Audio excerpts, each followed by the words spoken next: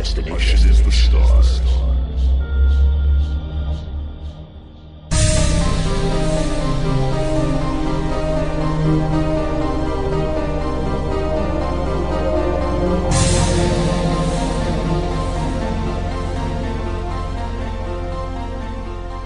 The Good Old Days by Bonnie Milani. Come on, Harry. Turn off that damn light and get a move on. His wife, Harry decided, had a voice that belonged on a banshee. It certainly shrieked along his nerves. Go without me.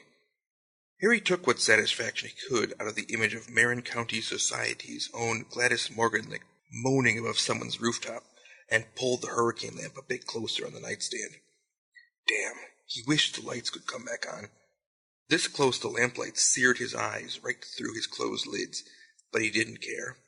It was a warm, beautiful, light pain. Harry! Gladys put a lifetime of annoyance into his name. You go, I'm not hungry. Stop talking stupid, I know. Ow! Gladys stepped into the doorway, one hand on a hip, the other now shielding her eyes from the lamplight.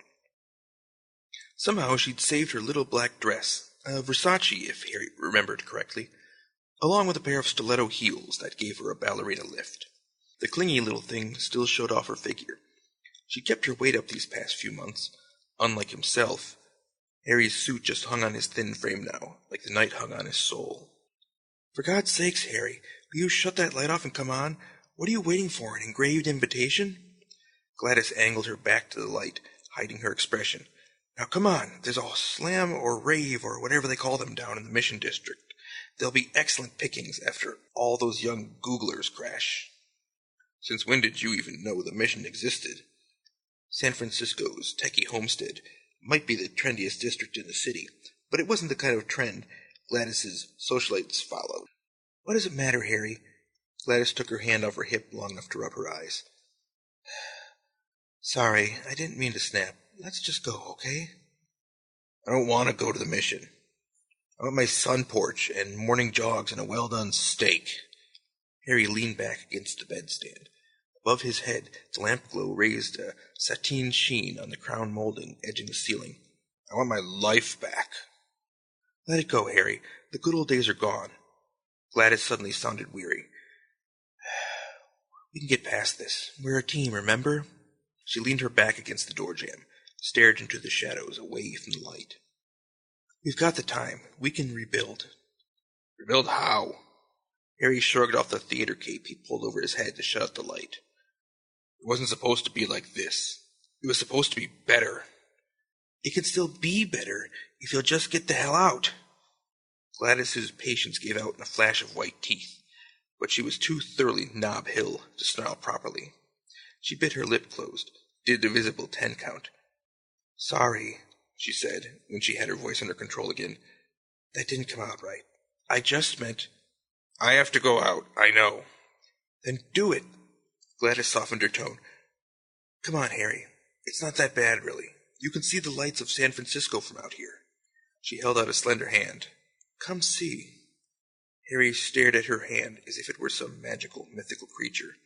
He could visualize the lights already, the beautiful, crystalline, safe light. To his surprise, Harry felt his tongue moisten. He could do this. He could face the dark if he could see the light. And his stomach was growling. He took a long breath. Pushing himself upright, he draped the cape across the bed and reached for the lamp. Leave the lamp, Harry. Gladys got a steel grip on his fingers. But you don't need it. There's plenty of light out here. You'll see. Harry crossed the room under his own strength. Then they stepped away from the door, and the wall blocked his light.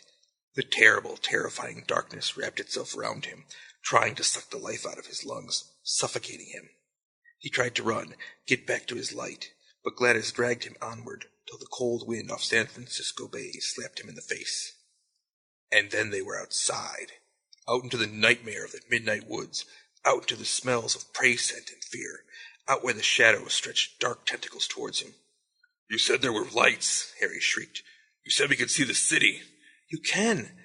Gladys dug her fingers into Harry's palm and pulled. You just have to get high enough. I don't want to get high enough. Harry finally managed to yank free of Gladys's grip. The sudden release sent her reeling backwards, arms flailing. She landed hard on her butt, one high-heeled shoe cartwheeling off into the dark. She sat there a moment, staring at her toes. When she rose, it was with an awful finality. "Then stay here, Harry. Stay here and starve." She flung her hands up, her body shifting, compressing, darkening. The great bat hovered a moment, chittering at him, then flapped off to be swallowed by the night. Whimpering, Harry fled back to his room. Thank God the lamp was still there. Sobbing, he wrapped his arms around it, his shame welcoming even the agony of its light against his eyelids. He could endure the pain, as he could endure the cold, and death, and even the hunger. But, oh God, what kind of vampire was afraid of the dark?